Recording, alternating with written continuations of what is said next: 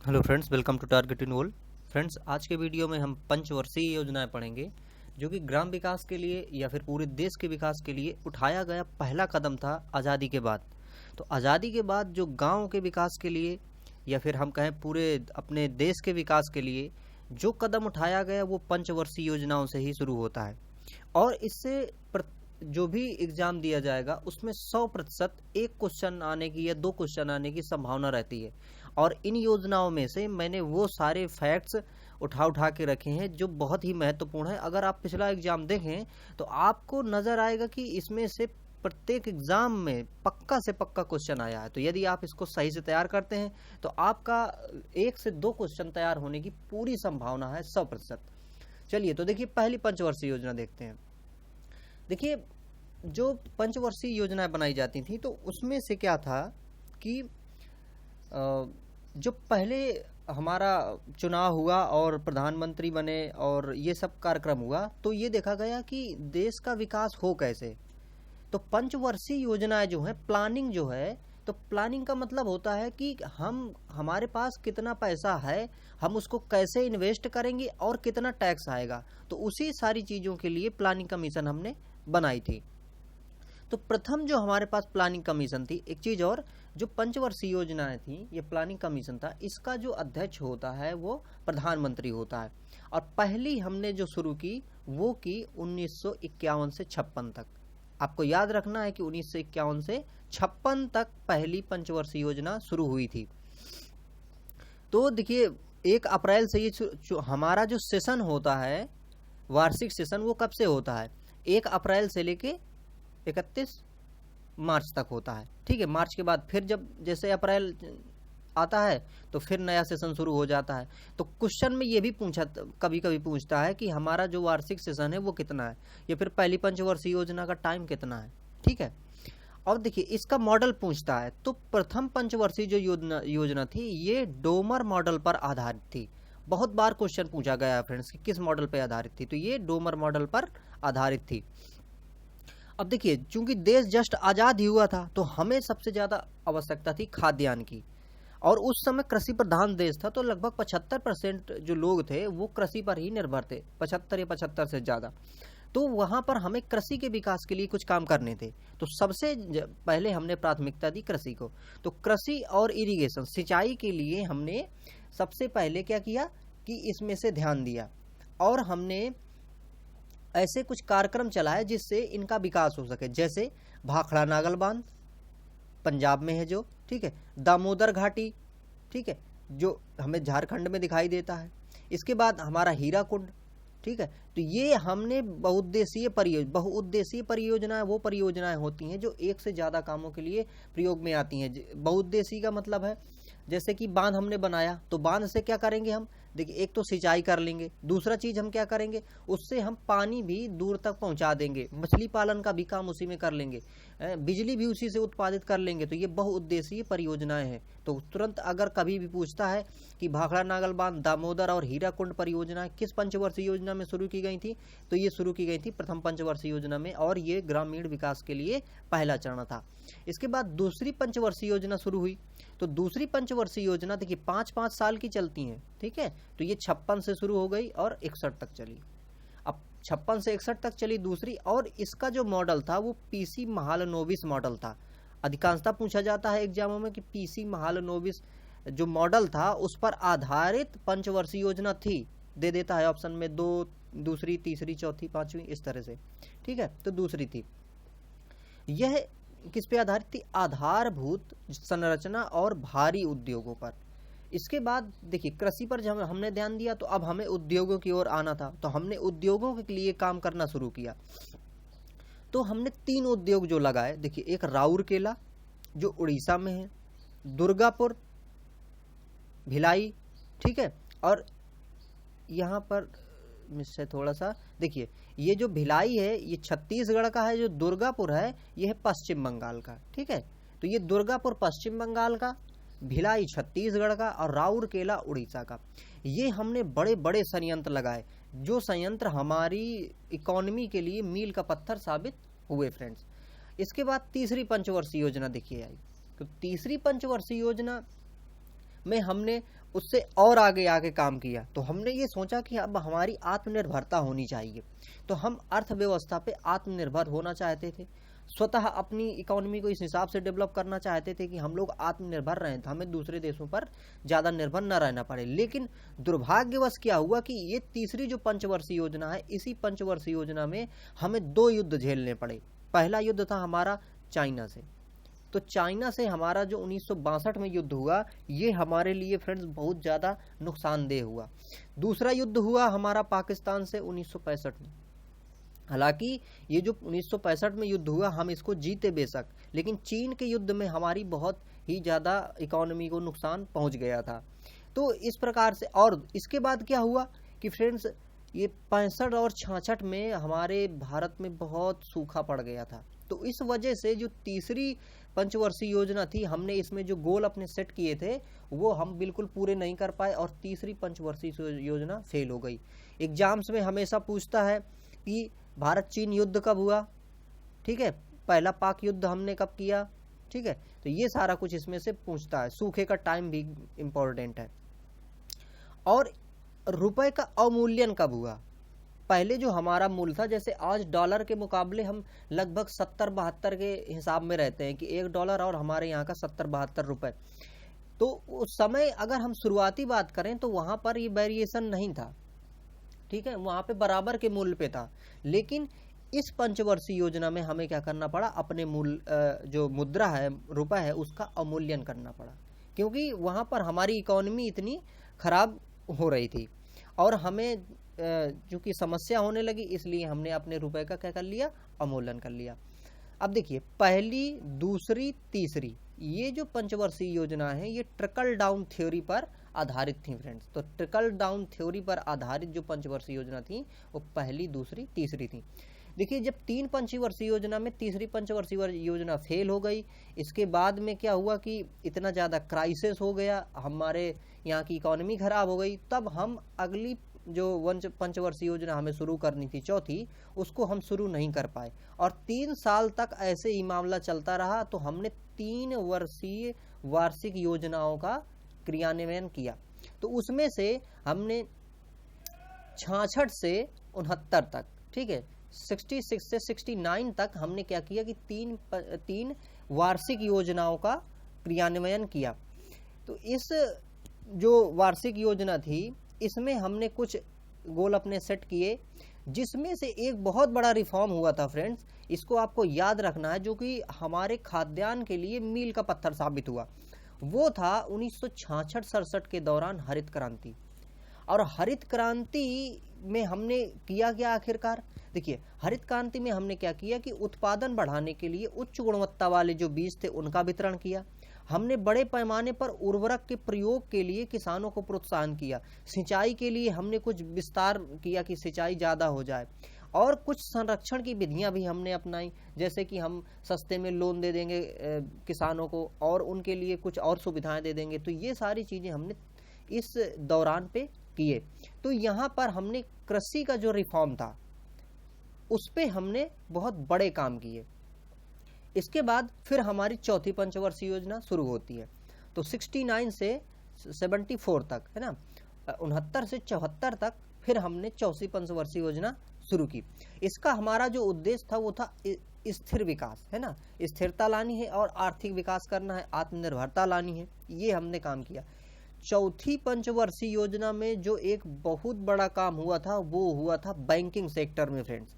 क्योंकि उस समय क्या था कि जो बैंक थे वो अधिकांशतः जो बड़े लोग होते थे, बिजनेसमैन होते थे, उन्हीं को अपना क्या दे देते थे, मतलब ब्याज में कर्ज दे देते थे। लेकिन जो छोटे किसान थे या छोटे छोटे उद्योग थे उनको वो मिलता ही नहीं था। तो उस समय सबसे बड़ा रिफॉर्म हुआ कि 14 बैंकों को 1969 में 1969 में क्या किया गया कि 14 बैंकों का राष्ट्रीयकरण कर दिया गया। ये सारे बैंक प्राइवेट सेक्टर में थे, इनको राष्ट्रीयकृत कर दिया गया। एक चीज और बड़ी रिफॉर्म हुई, हम परमाणु शक्ति के उसमें से इस समय उभर के आए और हमने 74 में क्या किया कि एक भूमिगत परीक्षण हमने कर लिया और उस परीक्षण का हमने नाम दिया था स्माइलिंग बुद्धा। फ्रेंड्स, अधिकांशतः एग्जाम्स में पूछा जाता है कि स्माइलिंग बुद्धा क्या है। या फिर पूछा जाता है कि हमने जो पहला प्रयोग किया था, नाभिकीय परीक्षण किया था, उसका नाम है क्या, नाम है, या फिर सन पूछ लेता है कि हमने किस सन में अपना पहला परीक्षण किया। तो फ्रेंड्स, हमने 1974 में पहला नाभिकीय परीक्षण किया, हमने परमाणु बम उस समय अपना प्रयोग कर लिया, जिसका नाम था स्माइलिंग बुद्धा। इसके बाद 5वीं पंचवर्षीय योजना आई। तो 5वीं पंचवर्षीय योजना का जो टाइटल पूछता है, हमेशा पूछता है गरीबी उन्मूलन, पूछता है कि गरीबी उन्मूलन का नारा किस पंचवर्षीय में दिया गया। तो हमेशा आपको ध्यान रखना है कि ये 5वीं पंचवर्षीय योजना का है।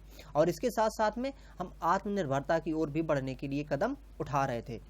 इसके साथ कुछ चीजें और की गई इसमें, जैसे कि कुछ एक बैंकों में अगर हम आए तो देखिए, एक तो रिफॉर्म वहाँ हो गया 69 में, 14 बैंकों का हमने राष्ट्रीयकरण कर दिया, लेकिन हम और भी ग्रामीण स्तर तक बैंकिंग सेवाएं पहुंचा सके, इसके लिए 2 अक्टूबर, फ्रेंड्स याद रखिएगा ये डेट, 2 अक्टूबर 1975 में ग्रामीण बैंक की स्थापना कर दी गई। और इन ग्रामीण बैंकों के लिए कहा गया कि आप जो शाखाएं हैं वो अपनी ग्राम स्तर पर ज़्यादा से ज़्यादा खोलिए, जिससे कि जो निम्न तबका है उसको पैसा मिल सके, उसको ब्याज मिल सके। और ये जो योजना थी ये डीपी धर मॉडल पर आधारित थी। इसके साथ एक चीज और की गई थी, इसमें से राजस्थान में अंत्योदय प्रारंभ किया गया था। तो 77 से 78 में अंत्योदय योजना जो है वो प्रारंभ की गई थी। 5वीं पंचवर्षीय योजना के बाद कुछ पॉलिटिकल क्राइसिस हुआ, तो पॉलिटिकल क्राइसिस की वजह से हम 6वीं पंचवर्षीय योजना तुरंत शुरू नहीं कर सके। तब हमने अनवरत योजना चलाई। तो 78 से 80 तक हमने यहाँ तक क्या किया था, अनवरत योजनाएं चलाई थी। और अनवरत योजना में भी हम कुछ उस तरह विशेष काम नहीं किए हैं फिलहाल, जो कि यहाँ पर ज़्यादा उसका जिक्र करने लायक हो। तो इस तरह से हमने ये 2 अनवरत योजनाओं पर काम किया। इसके बाद आता है 6वीं पंचवर्षीय योजना। देखिए ये 80 से 85। अब देखिए अगर वहाँ पर आप देखें तो पहला जो गैप आया था वो तीसरी के बाद आया था। अब किसके बाद आ गया, इधर पे आ गया 5वीं के बाद गैप आ गया। अब देखिए फिर आगे आएगा 7वीं के बाद गैप। तो आपको ये याद रखना, बाकी आप 5-5 जोड़ के क्या कर सकते हैं कि आप एक क्रम बना सकते हैं, तो उनकी आपको डेट याद रहेगी। पिछली वाली देखिए, आप जो वहाँ पे 3 बार का गैप था, यहाँ पे 2 बार का गैप है 5वीं में। फिर आप 7वीं में जाएंगे तो वहाँ भी 2 साल का आपको गैप मिलेगा। देखिए 6वीं जो पंचवर्षीय योजना थी, इसमें क्या था, इसमें गरीबी निवारण पर ज़्यादा फोकस किया गया। और इसके साथ साथ में 1980 में 6 बैंकों का फिर से राष्ट्रीयकरण कर दिया गया। ठीक है, वहाँ पर 69 पे हमने राष्ट्रीयकरण किया था 14 बैंकों का। इसके बाद फिर से हमने 6 बैंकों का राष्ट्रीयकरण कर दिया। और एक चीज़ यहाँ पे हुई फ्रेंड्स, नाबार्ड की स्थापना। तो देखिए ये 82 में 12 जुलाई 1982 में नाबार्ड की स्थापना की। एग्जाम में हमेशा पूछा जाता है कि नाबार्ड की स्थापना कब की गई थी। तो नाबार्ड की स्थापना की गई थी 1982 में। अगली पंचवर्षीय योजना 7वीं पंचवर्षीय योजना थी। देखिए तो 7वीं पंचवर्षीय योजना में हमने एक रिफॉर्म किया था डाक विभाग में। डाक विभाग में क्या किया था कि स्पीड पोस्ट अभी हम कर पाते हैं, तो वो कब से शुरू किया गया था, 7वीं पंचवर्षीय योजना से। 1986 में ये स्पीड पोस्ट शुरू हो गया था। इसके साथ 1988 में सेबी की स्थापना की गई थी, जो कि आगे बहुत ही ज़्यादा उपयोगी हुई। इसके बाद जैसे मैंने बताया था कि फिर से 2 साल का वो हुआ था 7वीं के बाद, तो ये वार्षिक योजना फिर से चलाई गई थी। तो 90 से 92 तक क्या हुआ कि फिर से वार्षिक योजनाएं चला दी गई थी। इसके साथ देखिए यहाँ पर जो सिडबी है इसकी शुरुआत कर ली गई थी 1990 में। एक सबसे बड़ा रिफॉर्म हुआ था इस समय 1951 पे, ये हुआ था आर्थिक उदारीकरण। क्या हुआ था कि देखिए 90-91 में हमारे यहाँ बहुत ही कम मात्रा में फॉरेन रिजर्व बचा था। फॉरेन रिजर्व का मतलब होता है कि हम वैश्विक मुद्रा रखते हैं, अपने जो क्रूड ऑयल है मतलब कच्चा तेल खरीदने के लिए वैश्विक स्तर से जो हम सामान खरीदते हैं वो हम डॉलर में खरीदते हैं अधिकांशतः। तो उस समय हमारे पास डॉलर बिल्कुल भी नहीं बचा था। तब वहाँ पर हमने क्या किया कि IMF जो है, इंटरनेशनल मॉनेटरी फंड है, वैश्विक संस्था है, और विश्व बैंक से जब हमने कर्ज की मांग की तो उन्होंने कहा कि अगर आप हम मतलब कर्ज तो आपको देंगे, लेकिन आपको विश्व के लिए अपने यहाँ के बाजारों को खोलना पड़ेगा। तो वही कहलाता है ये आर्थिक सुधारीकरण जो हुआ था, इस प्रकार से हुआ। एलपीजी रिफॉर्म भी इसको कहते हैं। इसके बाद देखिए 8वीं पंचवर्षीय योजना। इसमें से एक चीज आपको ये याद रखनी है कि विश्व व्यापार संगठन, ठीक है, तो विश्व व्यापार जो संगठन है इसकी जो भारत का जो इसमें शामिल होना हुआ था वो हुआ था 1 जनवरी 1995 के। तो 1 जनवरी 1995 को विश्व व्यापार संगठन पे हम शामिल हो गए थे। इसके साथ एक चीज इसमें हुई कि 1993 में प्रधानमंत्री रोजगार योजना की शुरुआत की गई थी। ये बहुत ही महत्वपूर्ण है फ्रेंड्स, है ना। तो प्रधानमंत्री रोजगार योजना की शुरुआत 1993 में की गई थी। 9वीं पंचवर्षीय योजना शुरू होती है। इसका मुख्य उद्देश्य था कि सामाजिक न्याय हो, समाज में समानता हो और आत्मनिर्भरता हो, रोजगार की वृद्धि के लिए इसमें से काम किया गया था। हालांकि देखिए जो 5वीं 6वीं तक है वो बहुत ज्यादा महत्वपूर्ण है योजनाएं, उन्हीं से प्रश्न अधिकांशतः पूछे जाते हैं।